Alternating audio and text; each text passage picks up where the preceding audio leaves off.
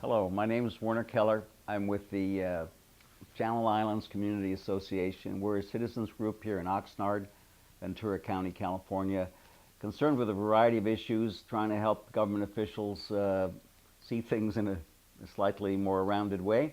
And our topic today is the power plants in Oxnard that are presently on the beach.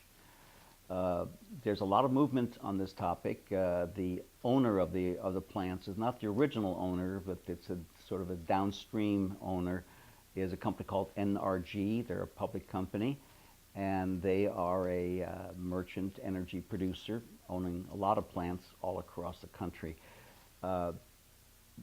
Thanks to a directive from the California Water Resources Board in 2010, it will no longer be possible to cool these power plants, these conventionally fired power plants that are sitting on our shore, with seawater, which is why they're sitting on our shore. Nobody decided that a beach was a great place for a power plant back in the old days. They decided they had to put them there because that's where they had to be cooled. So new technology now allows us to have power plants that don't require seawater for cooling. And so the Water Quality Resources Board passed a directive, I believe it was in 2010, saying that by 2020, more or less, the states, the water side plants would need to be relocated, decommissioned, re-engineered, such that there was no once-through water cooling done at these plants. So, of course, now everybody says, great, let's get these plants off our beaches. Let's give these beaches back to the citizens, to us, to the citizens. We're also a species that enjoys a sensitive habitat like the beach.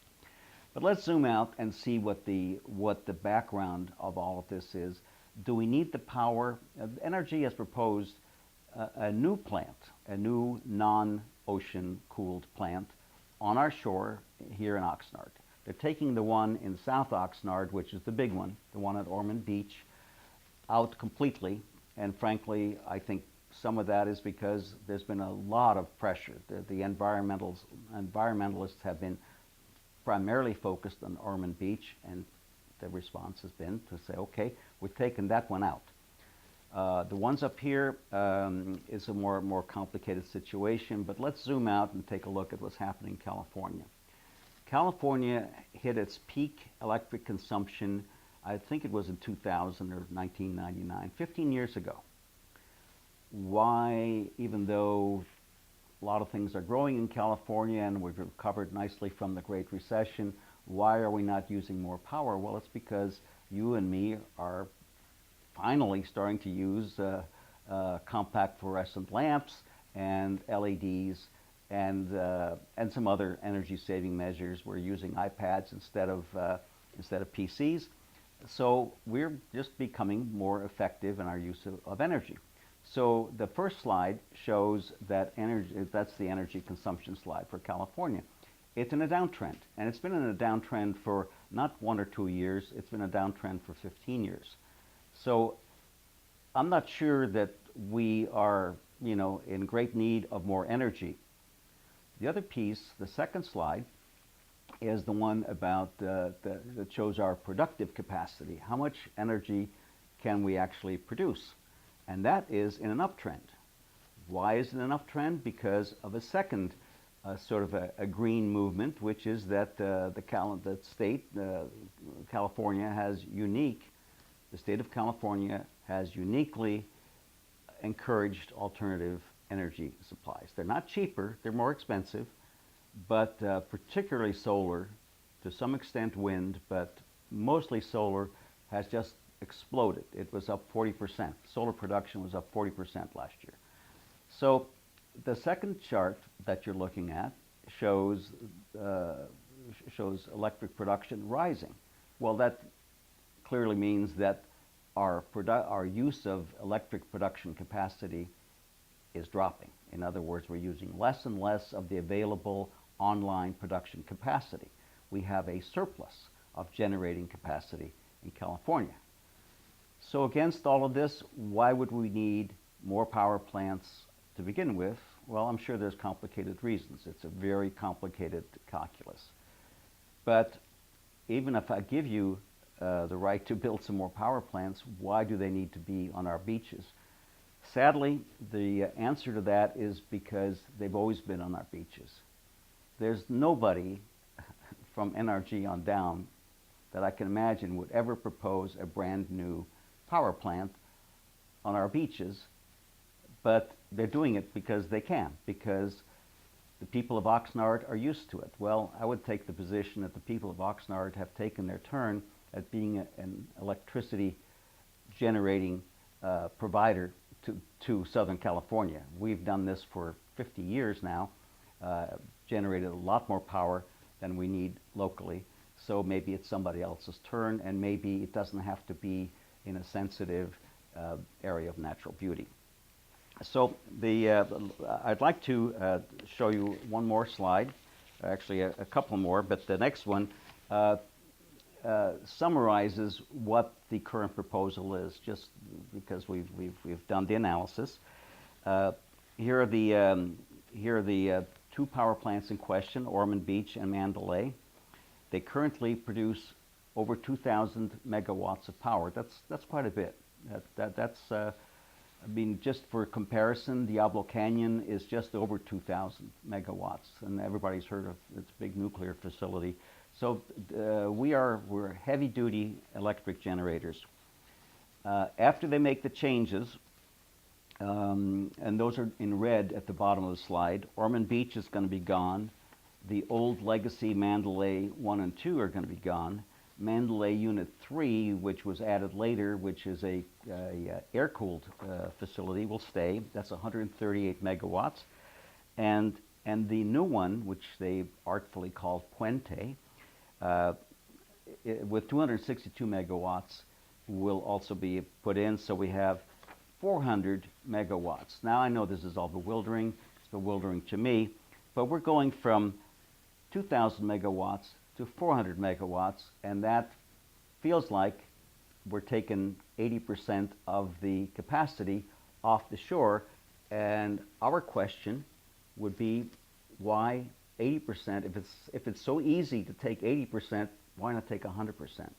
Why not give the beach back to the people and to the animals that like to live there? The reason our association got involved in looking at this whole NRG question is because we're primarily focused on Channel Islands Harbor, and the Mandalay power plant has an interesting ecological connection, environmental connection with the harbor, because the water that cools the power plant is drawn from Channel Islands Harbor. It's pulled up through the harbor and then exits to the ocean when it's done cooling the condensers. And it's quite a bit of water. It's 176,000 gallons per minute, which is a moderate-sized stream, or over 2 million or 250 million gallons per day when the plant is operating. At the information meeting, I asked the folks from NRG what they were planning on doing with this canal, and they candidly said, "We don't know. We don't think it's part of what we're supposed to be solving for." So our question would be, somebody needs to solve for that, because it could be very critical to the water quality and the environmental condition of Channel Islands Harbor. And probably the best group of people to start studying that would be the Oxnard City Council. So we would like to take the position that, I don't want to argue about the color of the smokestack, although they chose Battleship Gray because they think it matches the fog, and I'm thinking, give me back the orange and white striped chimney. At least I know it's a facility and I could see it from the ocean. I mean, the whole thing is sort of unimaginative. but to put a small plant, which they already admit will not be used very much. And by the way, the Mandalay 1 and 2, the old legacy plants, they haven't been used all year. They're not running all year. The Ormond, as far as I know, have not been running because they're more expensive to run. The old technology is more expensive. So this is really surplus, and we're not sure what the real reason is why they want to do it. They say they have infrastructure there, they own the land, it might be cheaper. But you know, folks, cheaper is a strange term when it comes to public utilities, because whatever money they spend building these plants and providing the power to you, they can recover that by charging us more for the electricity we use. So it's really, they're not sitting there trying to save money. I don't know, they're just taking an easier way out. The area that I'm talking about, northern part of Oxnard on Harbor Boulevard, is really an industrial dump. I know it's producing electricity, it's got all the stuff, but it looks terrible. It has not been landscaped at all. And now they're going to decommission it. They even go as far as to say, well, we're not sure there'll be money available to dismantle the old plant, which is quite an eyesore if you've ever seen it. So I don't even want to address that threat by NRG. I would simply say, folks, if because of sensitive habitat reasons, because we're trying to protect wildlife and we're trying to protect the environment, if for all those reasons we can't cool these power plants with water, with seawater anymore, and and our organization is totally behind that. Yes, we agree. Then how about us? How about the citizens of Oxnard? How about protecting our habitat? Get these plants, don't go through this little shifting of gears and put a brand new 30, 40-year plant on our shore, which then sort of squats on that whole industrial area, ties it up, when what we really should be doing is liberating it. Right to the north of it is a great state park, and then comes the Santa Clara River. One could imagine tying this whole thing together in a beautiful way. Our proposal, we encourage everybody to think of it in this terms. No power plants on the beach at all, period.